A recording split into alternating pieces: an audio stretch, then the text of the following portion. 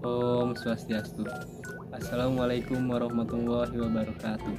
Perkenalkan, nama saya Rasya Moreno dari kelas 11 TKP 4, nomor absen 28. Dalam kesempatan kali ini akan menjelaskan tentang UUD 1945 periode 18 Agustus 1945 sampai 27 Desember 1949. Berikut materinya. Apa itu UUD 1945? Undang-Undang Dasar Negara Republik Indonesia tahun 1945 atau UUD 1945 adalah konstitusi dan hukum dasar tertulis yang mengatur kehidupan nasional Indonesia.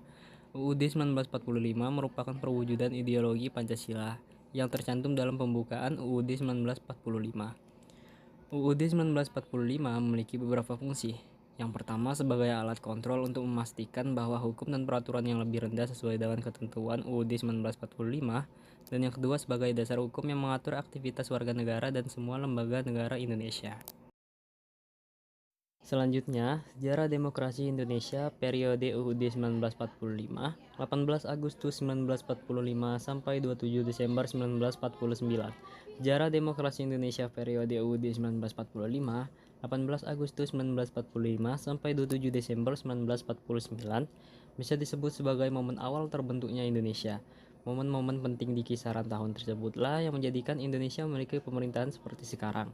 Secara singkat, bisa dijelaskan bahwa di momen sejarah tersebut, pemerintah Indonesia memutuskan untuk bergabung dengan Federasi RIS atau Republik Indonesia Serikat. Inilah yang akhirnya menyebabkan Indonesia menjadi negara bagian yang memiliki dua konstitusi.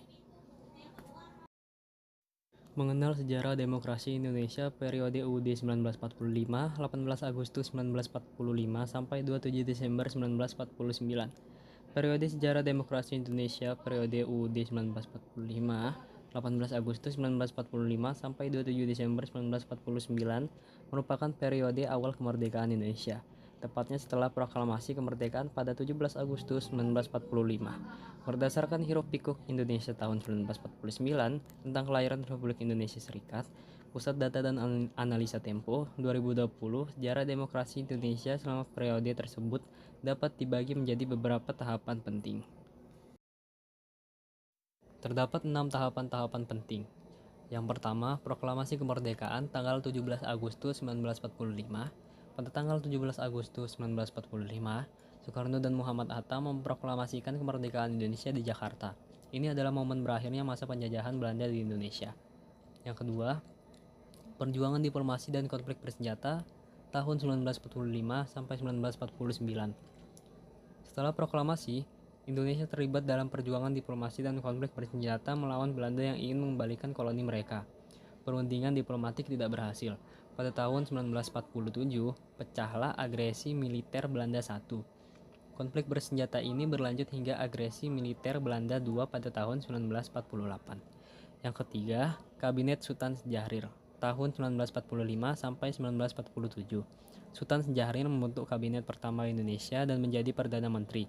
Kabinet ini menghadapi tantangan besar dan menegakkan otoritas pemerintah di tengah-tengah ketidakstabilan dan konflik bersenjata dengan Belanda. Yang keempat, Kabinet Amir Syarifuddin tahun 1947 sampai 1948. Kabinet kedua, di bawah pimpinan Amir Syarifuddin, menghadapi agresi militer Belanda I. Konflik ini berlangsung hingga 1948 dan menyebabkan pemerintahan Amir Syarifuddin jatuh. 5. Agresi militer Belanda II dan pembentukan Republik Indonesia Serikat atau RIS. Agresi militer Belanda II pada tahun 1948 menyebabkan Soekarno dan Hatta ditangkap. Mereka dipaksa untuk menyatakan pembentukan Republik Indonesia Serikat atau RIS pada 27 Desember 1949. RIS terdiri dari beberapa negara bagian termasuk Jawa, Sumatera, Madura, dan beberapa wilayah lainnya. Dan yang keenam, reintegrasi RIS menjadi Negara Kesatuan Republik Indonesia atau NKRI. Pada 17 Agustus 1950, RIS dinyatakan bubar dan Indonesia kembali menjadi negara kesatuan dengan nama Negara Kesatuan Republik Indonesia atau NKRI. Pemulihan kedaulatan ini merupakan akhir dari periode demokrasi yang diwarnai oleh tantangan konflik bersenjata dan diplomasi. Sejarah demokrasi Indonesia periode UUD 1945, tanggal 18 Agustus 1945 sampai 27 Desember 1949 menunjukkan konflik antara cita-cita kemerdekaan Indonesia dan ketidaksetujuan Belanda. Walaupun Indonesia merdeka pada tahun 1945, proses demokratisasi dan stabilisasi politik terus berlanjut selama tahun-tahun setelahnya.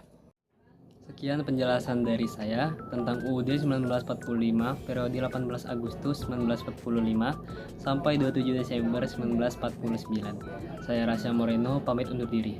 Om Santi Santi Santi Om. Wassalamualaikum warahmatullahi wabarakatuh. Terima kasih.